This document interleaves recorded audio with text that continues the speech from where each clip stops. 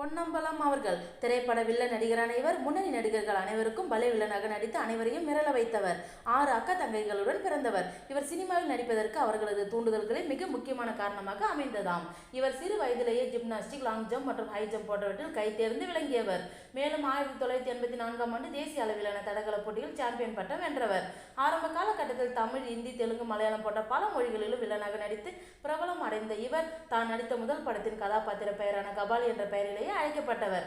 சினிமாவாக இருந்தாலும் சீரியலாக இருந்தாலும் நடிப்பவர்கள் கதாபாத்திரத்தை அப்படியே உண்மை என்று நம்புகிறவர்கள் இன்றும் இருக்கிறார்கள். தன் மனைவியிடமே தன்னை பற்றி பேசி புரிய வைக்க 1 வார காலம் தேவைப்பட்டதாம்.